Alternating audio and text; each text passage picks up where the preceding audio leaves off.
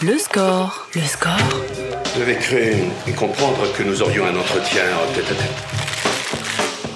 18h30, 20h sur Radio Nova. Bon, à mon tour maintenant. On a écouté vos classiques, on va écouter les miens. Avec Charline Roux. Bienvenue dans le score sur Nova, l'émission qui tente d'imaginer la bande-son de son invité tout en le faisant causer. Alors pas de n'importe quel type de conversation aujourd'hui. Oh non, au menu du jour, ma préoccupation numéro 1 dans la vie, je ne vais pas mentir sur ce sujet, à savoir manger. Quiconque m'ayant vu rater un repas ou devoir me contenter d'un repas raté, sait à quel point ça peut me flinguer la journée. Mais pas de ça ici, puisque je reçois le chef 3 étoiles de Lousteau de Beaumanière, au Beau-de-Provence, jury depuis 3 ans du concours télévisé, mais avec des galons, plébiscité par les spectateurs comme la profession. J'ai nommé Top Chef, dont la nouvelle saison démarre demain sur M6. Quelle joie que de retrouver des gens qui crient qu'ils ne lâchent rien, qui revisitent, qui partent sur une multitude de plats. Et quel plaisir de recevoir Glenn Vielle. Bonjour. Bonjour, merci pour l'accueil, parce que je suis au café La Petite Madeleine, on est bien reçus ici. Ah oui, vous balancez direct. Direct, comme ça c'est fait. Goûter, je préfère que ça vienne de moi que de vous. Ouais, voilà, mais moi je l'aurais pas dit. D'ailleurs, je dois vous appeler chef ou c'est réservé aux gens qui savent cuisiner? Non, Glenn, c'est bien. Hein. Non, parce que je vous dis tout de suite, mon level en trompe-l'œil, c'est de faire un visage avec un œuf au plat et du ketchup. Hein, donc, bien, c'est du costaud déjà pas mal. Ça part de là. Hein. Ouais, ok, ça me rassure. Avant de parler compétition et cuisine, la question rituelle de cette émission, quel est votre rapport à la musique dans la vie de tous les jours? Comment est-ce qu'elle vous accompagne, si toutefois elle vous accompagne? Ouais, elle nous accompagne au quotidien pour y aller, dans la cuisine, parce que moi j'autorise la musique en cuisine. Donc chacun, il va de sa petite mélodie. Un coup, ça peut être de la techno, un coup, ça va être du rap, un coup, ça va être de la musique française. C'est très varié, parce que chacun met sa petite musique quand il l'entend. Voilà. On n'impose pas un style, en fait. Mais ça influe sur la manière de cuisiner? Sur le rythme, peut-être, j'en sais rien. Ça influe, la musique, évidemment. Quand vous êtes fatigué, que vous mettez une musique que vous aimez beaucoup, ça vous redonne un peu de gouache, un peu de niaque. Ouais. Finalement, je trouve que ça rend les gens plus joyeux d'une manière générale. Et puis, ça évite, finalement, on se rend compte que ça évite aux gens de parler, de se dissiper. On travaille et puis la musique, ça nous donne une forme de concentration, finalement. Moi, je trouve, hein. Donc vous faites partie des gens qui arrivent à se concentrer en musique, qui ne sont pas distraits par le... Moi, je suis distrait avec rien, avec un oiseau qui passe ou une poussière dans la lumière. Mais ça va. Non, mais après, pour mes équipes, je trouve que c'est bien et ça fonctionne bien, en tout cas. C'est comme ça qu'on a fait les choses. Le score sur Radio Nova. Nova. C'est demain que démarre sur M6 la 16e saison du concours Top Chef. Vous y avez été chef invité à partir de 2020, juré à temps plein depuis la 13e saison.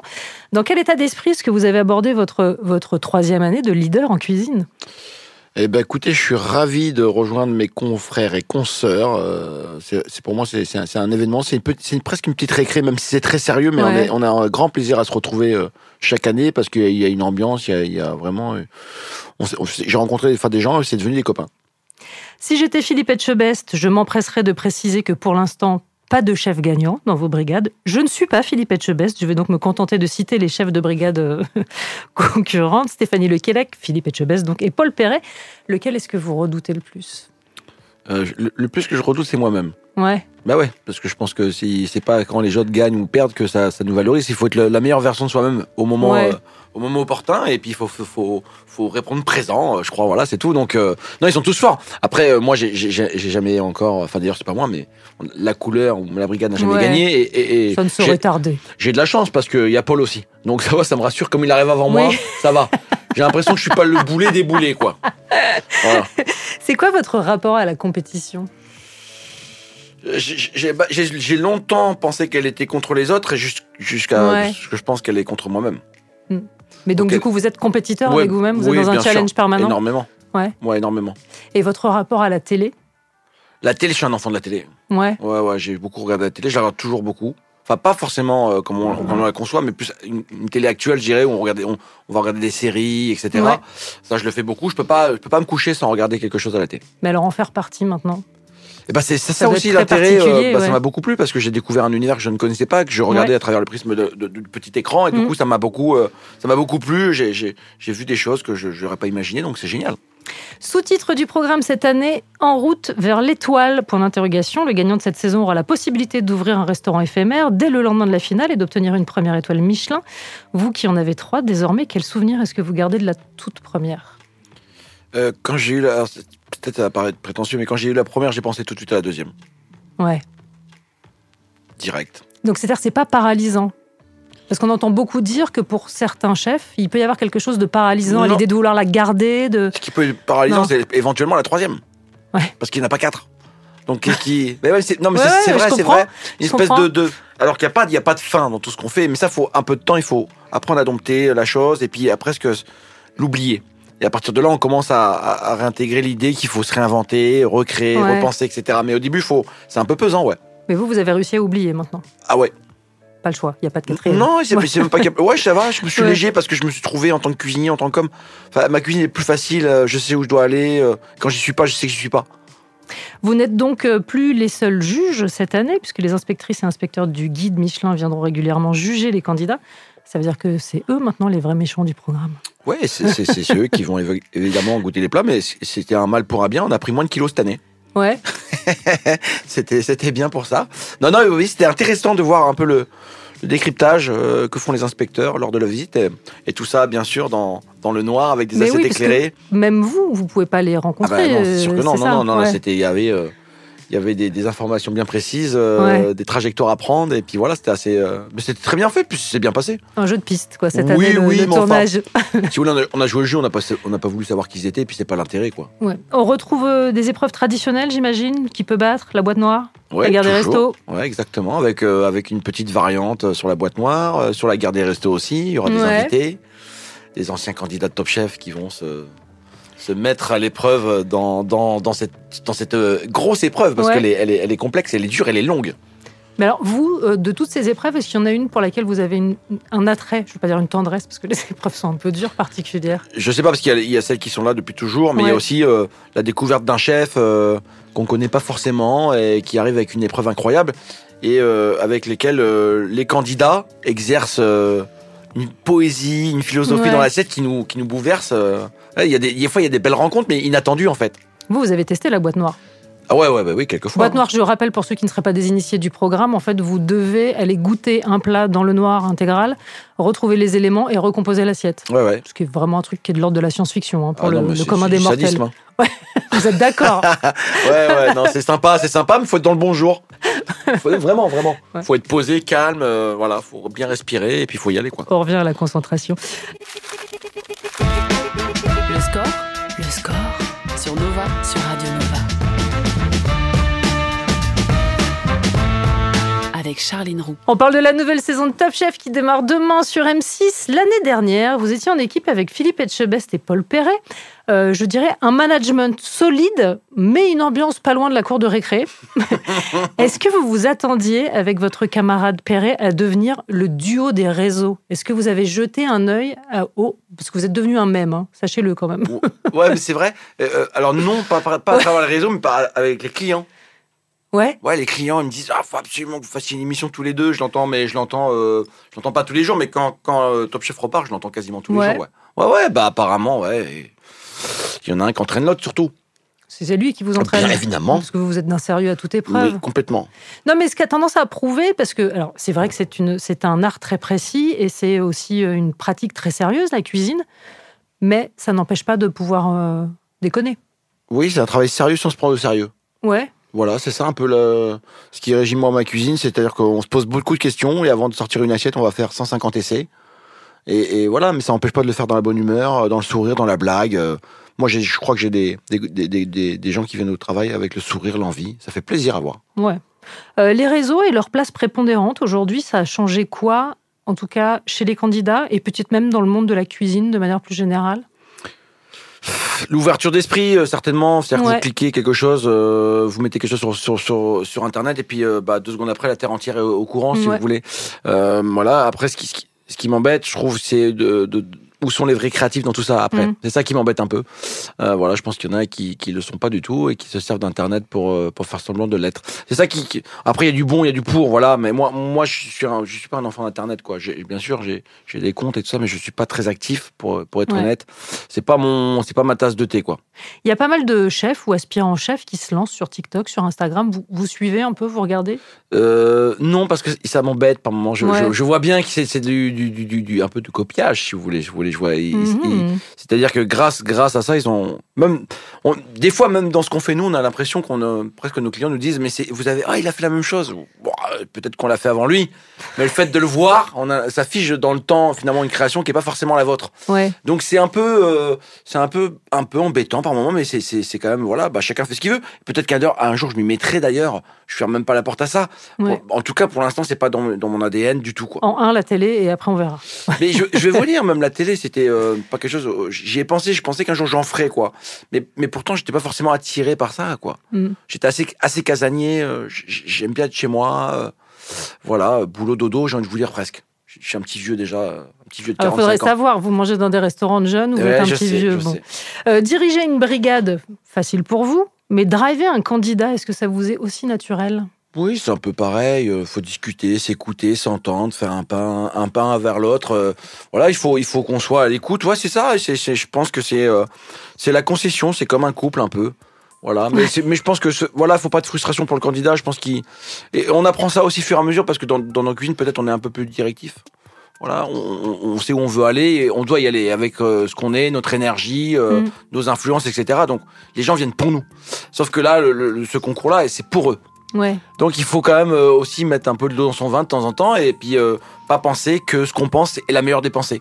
Alors, justement, est-ce qu'il y a un principe de mutualité dans l'apprentissage ? C'est-à-dire, est-ce que vous aussi, vous apprenez des candidats, des autres chefs Ce serait dommage de me priver de ça. Ouais. Bien sûr qu'on apprend de tous et tout le temps et tout le monde. Je veux dire, la vie nous apprend ça au quotidien.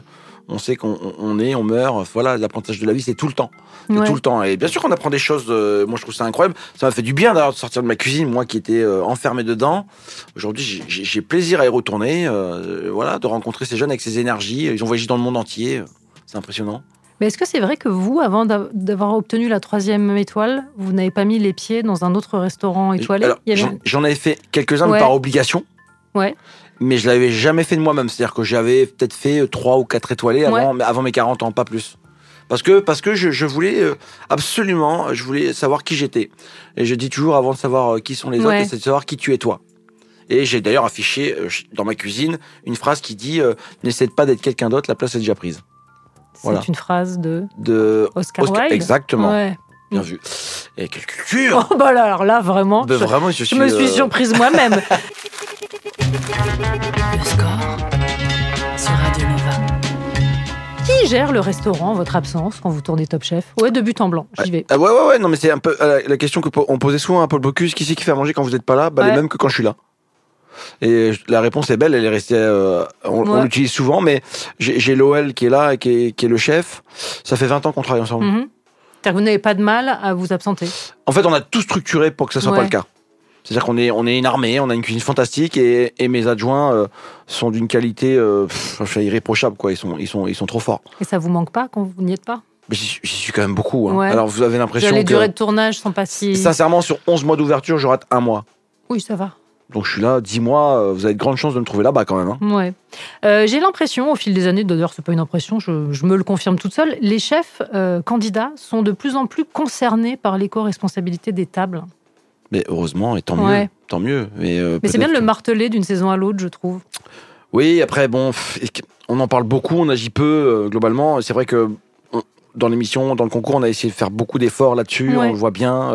Même dans nos loges, on finit les petites gâteries et autres accessoires et balivernes. C'est-à-dire que voilà, on n'a plus ces petits trucs emballés. Limite, on aura un petit croissant, quelque chose comme ça, mais plus de choses emballées. Donc c'est très bien. On a des gourdes, on a arrêté les gobelets, des choses comme ça. Des petites avancées qui font que, mis bout à bout, peut-être que ça fera un petit effet.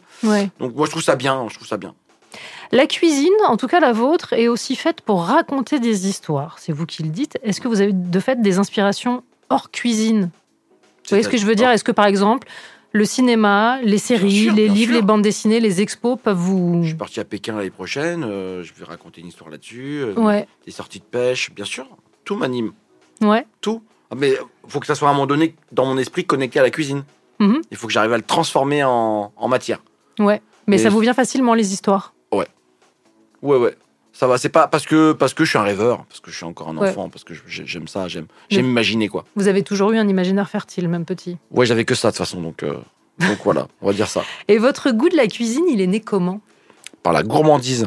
Ouais. Moi, j'étais Qui gourmand. n'est pas un vilain défaut, faut arrêter de dire ça. Non, mais quand vous commencez à cacher des yaourts, des riolets sous votre lit sur les lattes à ressort, c'est un peu, voilà. Et que vous mangez allongé, c'est quand même pas, voilà. Ça devient, si, ça peut devenir, si, c'est une espèce de drogue. Hein. Ouais. Mais le riolet, c'est marrant, c'est un plat c'est un dessert qui revient souvent dans vos interviews. J'ai trop de souvenirs avec le riolet. Celui de ma grand-mère était monstrueux. Ouais. Ouais. C'est-à-dire qu'elle en faisait 2 kilos. Et j'en mangeais un bon bol. Et je me dis, j'arrête. Et puis, une cuillère. Le lendemain, j'en laissais un tout petit peu parce que j'avais peur de me faire engueuler. Mais il restait 3 miettes histoire de dire que j'avais pas tout mangé, quoi. Est-ce que c'est le plat qui cessera jamais de vous émouvoir, le riolet? J'espère un jour que je pourrais manger le riolet que ma grand-mère me faisait. C'est ça, en fait, le vrai souvenir. Le vrai, vraiment l'ingrédient qu'on ne maîtrise pas en général dans les recettes, c'est le souvenir. Et quand vous vous rapprochez d'un moment, ça crée une émotion, mais ça, c'est pas le cuisinier qui est fort en général. C'est le souvenir qui est grand et qui amène à un plat, à une émotion telle que certaines personnes pleurent. Mais c'est pas la force du cuisinier en soi. C'est plutôt le souvenir qui est grand. Ouais. Quels sont les chefs qui vous ont donné envie d'être chef? Je pense que, bien sûr, mon père cuisine très bien, ma grand-mère aussi, mais j'ai souvenir quand même de Bernard Loiseau. Ouais, il y avait cette fougue, cette envie, cette générosité. Il était, c'était un peu un enfant. Quand on parlait, on sentait. Quand on entendait parler, il y avait toute cette énergie qu'on ressentait. Et ça s'entendait à travers le casque. Et j'ai des souvenirs, moi, de radio où j'entends Bernard Loiseau parler avec tellement de vivacité, tellement de niaque, que je me dis, waouh, c'est fou ce qu'il anime, ce monsieur, quoi. Mais c'est rigolo quand même de constater à quel point cette discipline, qui est, je le dis encore une fois, extrêmement précise, extrêmement dure, soit quand même très, très reliée chez l'enfant de n'importe quel chef, en fait. J'ai l'impression que ça revient assez souvent, qu'il y a un truc de connexion avec l'enfance. L'enfance, c'est le souvenir. Ouais. Donc mais tout est lié. Une odeur est liée à l'enfance. La belle odeur, celle qui va vous émouvoir, elle est liée à l'enfance. Elle est liée à un moment qui est passé, qui est loin déjà, et qui nous manque certainement. Et quand on la fait ressurgir comme ça, elle devient belle. Même la musique. Regardez la musique. Ouais, bien sûr. La musique, là, on a écouté quelques sons. Et moi, j'en écoute certaines. Je me vois à la salle de sport avec mes potes. Voilà. Et j'imagine tout ça. Ça nous ramène non seulement un souvenir, mais des fois à un moment précis, pointu, avec ses odeurs. Voilà, des moments qui sont derrière nous et que, malheureusement, certainement, on ne revivra plus. Le score sur Radio Nova. Nova. Vous parlez pour votre pratique d'une cuisine, je cite, poétique, presque philosophique au quotidien. Ça signifie et ça implique quoi? Ça implique déjà de pas se mentir, de rester vraiment soi-même. Je l'ai dit tout à l'heure, mais c'est hyper important. D'avoir une cuisine très, très marquée par une identité forte. Voilà, j'essaye de faire ce que font pas les autres, sans me mentir pour autant. C'est-à-dire que je sais pas des choses que je vais aller chercher au fond du sac. Au contraire, il sera certainement très près de moi et très connecté à ce que je suis. Donc je vais essayer de raconter quelque chose que la cuisine n'a pas perçu ou n'a pas vu. Alors ça paraît prétentieux, on a l'impression qu'on a tout fait, mais en fait tout reste à faire. En fait, c'est de penser que tout est fait qui nous fait stagner. Moi, je pense que tout peut se raconter, tout peut se dire. Donc on essaie de travailler sur les cuissons qui ont toujours existé. Donc on a fait des choses, de travailler sur l'inertie, etc. Et ça nous a rendu, je crois meilleurs. Et puis on a travaillé beaucoup sur la psychologie. Voilà, l'approche qu'on peut avoir à travers un aliment, entre le visuel, la température, etc. Alors, je vous cite toujours, à Baumanière, on essaie de composer des plats avec la classification suivante, 60% de goût, 30% de psychologie, 10% de hasard. La sérendipité, c'est une vraie méthode scientifique, du coup? Ouais, je sais pas, j'irai pas jusque-là quand même, mais on va pas pousser le bouchon. Non, mais c'est rigolo de laisser les 10% de hasard. Le hasard, vous savez, déjà, entre quelqu'un qui vient le midi et quelqu'un qui vient le soir, rien que dans l'accoutrement, on s'aperçoit que c'est pas la même démarche. Ça, on le voit au quotidien. Les hommes et les femmes sont plus habillés le soir, on vient plus décontracté le midi. Ça veut dire que déjà, l'approche n'est pas la même. La lumière n'est pas la même. Donc, le regard ne sera pas le même. Il y a beaucoup de choses qu'on ne maîtrise pas. La lune, le vent, il fait beau, c'est l'été, c'est l'hiver. Vous avez fait de la route, vous avez mal dormi. Ça, c'est des choses que nous, on ne peut pas savoir. Et ça joue dans l'expérience. Vous avez remarqué que c'est l'exact inverse de mes interviews, qui sont faites de 80% de hasard, 10% de psychologie et la même dose de bon goût. Voilà. Vraiment, on s'équilibre. Est-ce que vous faites partie des chefs qui jettent un œil en salle pour voir comment ça se passe? Est-ce que vous y allez en personne? Je vais voir tous mes clients tous les jours, à chaque table. Bien sûr, quand j'y suis. Je ne suis pas tout le temps, mais je suis très souvent. J'ai dit toujours, ça m'a permis d'avancer, mais grandement et beaucoup plus vite que je le pensais, parce que d'échanger avec autant de personnes tous les jours, je peux vous dire que ça vous fait cogiter. Et j'ai sensiblement parlé avec 200 000 personnes depuis que je suis à Baumanière. Et je prends le temps. C'est-à-dire que ça me prend entre 2 heures et 3 heures par jour. Ouais. Voilà, c'est pas quelque chose que je bâcle. C'est quelque chose qui m'inspire et qui me donne envie parce que je sais que je vais choper des informations qui vont me faire grandir. Et même dans une opposition, parce que je pense qu'il n'y a pas de vérité dans ce qu'on propose. Ouais. C'est suggéré, c'est hypothétique. Il y a certaines vérités, mais même dans cette vérité, on peut être en opposition. Et ça, c'est intéressant de le comprendre et de se dire que c'est normal, quoi. C'est pas grave si quelqu'un n'a pas aimé un plat. Dans le livre Dans la tête de Glenn Vielle, d'Anne et Jean-Philippe Garabédian, paru aux éditions de l'Épure, on pouvait lire au tout début de l'ouvrage: si tu décides de dessiner ma tête sur la couverture, il faudra que tu y mettes ce que j'ai dans le cerveau, un vrai bric-à-brac, encore que je range après. Ça, c'est de vous. C'est toujours le cas. Ouais, c'est possible. J'en dis pas mal de conneries. Bric-à-brac, vraiment? Ouais, j'étais très carré parce que je suis fils de militaire. Et c'est vrai que par contre, moi, je partais pas quand mon lit n'était pas fait. Mon armoire était toujours rangée. Mais alors, carré, plus que carré. Il n'y avait pas un t-shirt qui dépassait. J'ai un peu changé parce que aujourd'hui, c'est moi qui anime, on va dire, le restaurant, entre guillemets, dans les créations. Et j'en mets partout parce que j'ai envie de faire plein de choses. C'est-à-dire que vous ne vous privez d'aucune expérimentation, même quotidiennement. Ben non, faut pas. Ce serait dommage de se fermer la porte. Non, mais je veux dire, vous avez plein d'idées chaque jour que vous mettez en œuvre. Tous les jours, on fait des essais. Mais le problème, c'est qu'un essai, il peut prendre 6 mois à être concluant. Ouais. Donc c'est très long. Moi, je crée 5 à 10 plats par an. J'arrive pas à me rendre compte si c'est une énorme quantité ou si... Certains vont nous dire que c'est pas beaucoup, mais comme je veux y mettre beaucoup d'intention à chaque fois dedans, avec une vraie philosophie, en fait, faire un plat bon, je pourrais le faire. Mais moi, j'ai pas envie de faire ce que faisaient les autres ou font les autres. J'ai envie de me différencier. Et donc, ça m'oblige à chercher lourd. Et donc, ça prend du temps et on se trompe souvent. On pense, vous êtes trop... Mais non, on a fait 150, 200 essais et on n'y arrive pas. Et toujours pas. J'ai mis 15 ans à faire l'ormeau, par exemple. Ouais. J'ai mis 15 ans, j'ai fait 500 kilos d'essais sans jamais le mettre au menu. Ouais, non, c'est vrai en plus. Faut savoir expérimenter, se tromper, recommencer. Exactement. Ouais. On poursuit la conversation dans un instant, juste après une dernière coupure de publicité. Le score sur Radio Nova. Toujours en compagnie du chef Glenn Vielle, venu nous parler de la nouvelle saison de Top Chef qui démarre demain sur M6. On parle évidemment de cuisine. Et je voulais vous demander, est-ce qu'il y a un plat que vous avez formalisé dans votre esprit, mais que vous n'avez jamais réussi à aboutir dans la vraie vie? Il y en a plein, parce qu'il y a plein d'idées en cours. Mais je sais pas si il y a des work in progress, mais ce n'est pas des choses que vous avez abandonnées pour l'instant. Non, j'abandonne pas. Ouais. Je me disais aussi, quelle drôle d'idée. Non, mais comme tous mes confrères, je pense que c'est un métier de gars qui lâchent pas, de femmes qui lâchent pas, et de gens qui se battent. Franchement, donc je suis pas un cas isolé. Je pense qu'on lâche pas parce qu'on a envie de trouver la solution, quoi.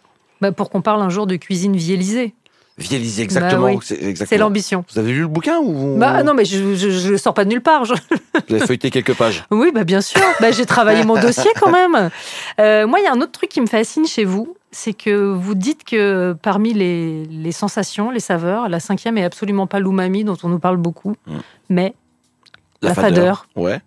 La fadeur, l'umami, c'est trop cérébral, c'est pas instinctif, c'est loin d'être animal.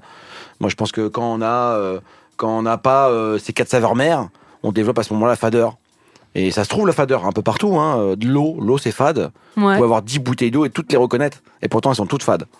Et donc, je pense qu'il faut développer d'abord la fadeur. Enfin, parler de la fadeur avant l'umami. L'umami, c'est un truc un peu japonisant qui est arrivé. On se l'est approprié parce que ça faisait bien. Mais comment ça se travaille, la fadeur? Parce que sur le papier, quand on en parle comme ça, c'est pas sexy. Ça peut être la pureté d'un produit. Et d'ailleurs, un japonais va apprécier ça. C'est-à-dire un poisson cru et plutôt fade. Si vous mettez pas de sel, pas d'assaisonnement, il va être fade. Mais pour certains, c'est la vérité d'un produit, c'est l'émotion pure. Pour nous, les Européens, c'est une forme de déception. Mais ça veut pas dire qu'elle n'existe pas. Vous avez travaillé un rouget, vous, pour ça? Ouais, j'ai raconté Fadeur Intensité, ça s'appelle. Ouais, ça fait longtemps que je parle de ça. Qui est gonflé, moi, je trouve. Non, parce que je veux raconter une perception et je veux raconter parce que pour moi, l'umami, c'est trop galvaudé. Ouais. Je dis pas que c'est vrai ou pas vrai, je peux même pas juger ça, mais limite je le comprends pas et beaucoup de cuisiniers sont même pas capables de l'expliquer. C'est compliqué à conceptualiser. Un peu trop. Ouais. Je pense que ça doit rester simple. Quand vous avez rien d'acide, ni rien de sucré, ni de salé, vous allez dire c'est fade. Vous voyez, c'est ce qui sort. Donc c'est ce qui est pour moi la 5e saveur. Est-il exact que vous avez songé un temps à devenir humoriste? Ouais, au tout début quand j'étais petit, ouais. Ouais, j'aime bien ça, c'est marrant. C'était venu d'où? Je pense pareil à l'école, je pense que j'étais un rigolo un petit peu, j'aimais bien rigoler quoi. Ouais. Voilà. Déjà? Ouais, pas mal, et puis après voilà, c'était pas vraiment un métier quoi, je crois. Qu'est-ce qui vous fait rire aujourd'hui? Des gens sur scène? Des gens dans la vie? Des gens en cuisine? Je sais pas, c'est aussi un moment. C'est un peu comme c'est un peu le rapport qu'on peut avoir à un repas. Il y a des choses qui vont nous faire rire lundi, qui nous feront pas rire le mardi quoi. Je veux dire, il n'y a pas un humoriste ou une personne qui vous a particulièrement marqué au point de dire c'est ça que j'ai envie de faire. Mais si, il y a eu Jamel quand il a commencé, qui est arrivé comme ça de nulle part et puis qui a fait le buzz parce qu'il a une répartie et presque une espèce d'insolence, mais toute bien maîtrisée avec élégance finalement. Et puis voilà, il y en a plein d'autres. Ivanov, ça, comment il s'appelle déjà? Alban Ivanov. Ouais, j'adore. Ouais. Enfin, il me fait tellement rire. Il est trop fort. Donc voilà, il y en a plein, mais c'est des moments précis, quoi. L'aile ou la cuisse ou Ratatouille? J'irais Ratatouille. Je vous avais prévenu que tout n'est pas très bien ordonné dans cette interview. Ouais, je vous dis 80% sur le hasard. Ouais. Mais Ratatouille, vraiment. Bah ouais. C'était ma question d'après. Ouais, Ratatouille. Ouais, Ratatouille parce que c'est plus connecté à mon univers un peu comme ça. Voilà. Puis c'est du dessin animé, j'aime bien. Ouais. On fait tout avec le dessin animé, c'est chouette. Et la terreur de l'inspecteur. Non, mais j'ai pas pensé une seconde à ça. Ouais. Non, j'ai pensé à ce petit rat qui développe une connexion avec un cuisinier, puis qui a eux deux forment... Et puis ce que vous racontiez tout à l'heure, l'émotion en cuisine. Ouais, c'est-à-dire de goûter un plat, si simple soit-il, qui soit capable de faire pleurer. Ouais. C'est un peu ce que vous cherchez aussi. Parce que la simplicité n'enlève pas les larmes. C'est pas la technicité qui vous amène à l'émotion, c'est la vérité. J'ai 2 citations à vous soumettre, je vous laisse choisir celle qui vous parle le plus. Cuisiner suppose une tête légère, un esprit généreux et un cœur large, Paul Gauguin, ou la création est plus importante que le savoir, Albert Einstein. La création est plus importante que le savoir. C'est toujours votre mantra? Ouais, toujours. Toujours, parce qu'il faut se trouver des points d'appui pour avancer quand tout est bancal. Il faut à un moment donné se raisonner et faire avec ce qu'on est. Et cette phrase-là m'a aidé à grandir grandement. Et du coup, je l'aime beaucoup. Je l'aime beaucoup parce que je me sens plus créateur finalement. Que sachant? Ouais. Que faiseur, quoi. J'espère que ce que je fais aujourd'hui sera fait demain.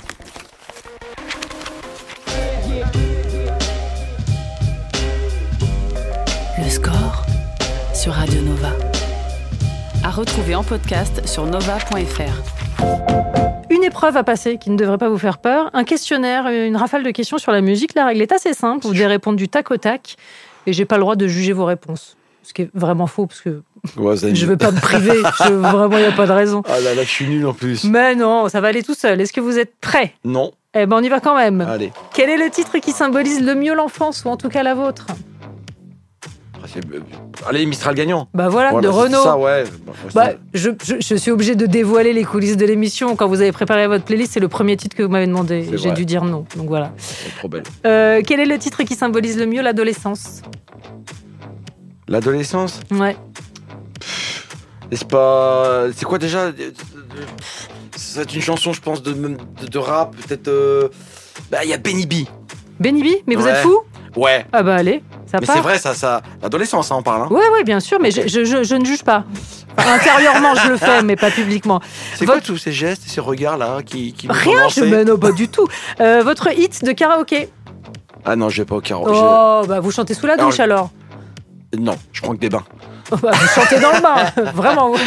Non, de temps en temps, on va au karaoké avec Philippe et Paul et Hélène. Et... Alors... en général, je laisse Philippe faire le show. Ouais, mais c'est leur orchestre. Il vient, je crois que l'année dernière, il est venu avec une colombe même. Mais vous devez bien faire un petit refrain quand même. Mais alors j'aime bien Francis Cabrel. Bah voilà. Donc j'en aurais plein, mais j'aime beaucoup. Ça m'a beaucoup de souvenirs. La Dame de Haute-Savoie, je vois bien faire ça. Bah c'est pas celle que je préfère, pas du tout. Ok, bah voilà, planté. Le titre qu'on serait peut-être surpris de trouver dans vos playlists? Les corons. Ouais, je suis surprise, ça marche. Vous n'êtes pas du Nord? Non, mais je l'adore, elle est puissante. Ok. Le titre qui vous propulse immédiatement sur la piste de danse? En général, c'est plutôt ce qui me propulse dans mon lit. Ce sera la question d'après. Le truc qu'on a dit tout à l'heure, là. Chanson, là, le Wu-Tang, non, le truc, là, rap un peu, là. Ah, Sugar Hill Gang. Ouais, ça, c'est bien, ça. Allez. Ça marche. Le titre qui vous fait sortir de la piste de danse? Tout ce qui est dansant, hein. Ouais, globalement, donc en fait, on est sur une personne qui ne fréquente pas les dance floors. Non, j'étais pas très boîte de nuit. Allez, votre chanson de comédie musicale préférée?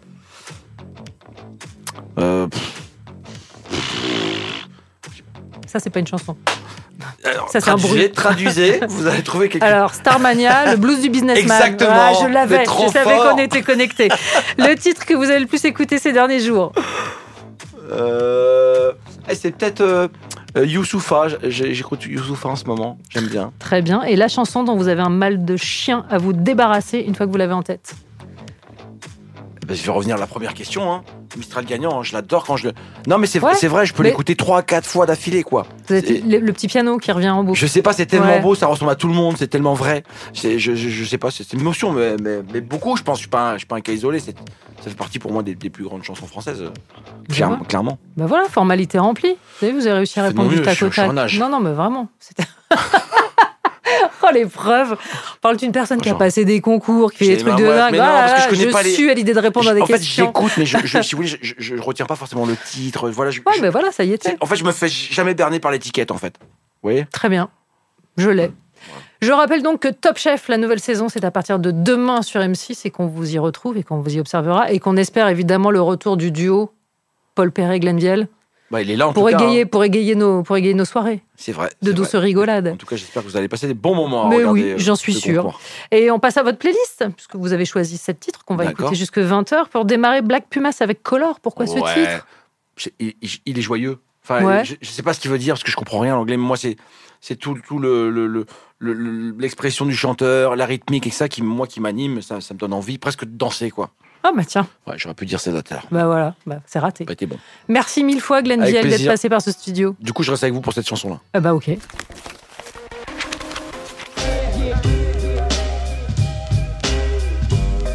Le score sur Radio Nova.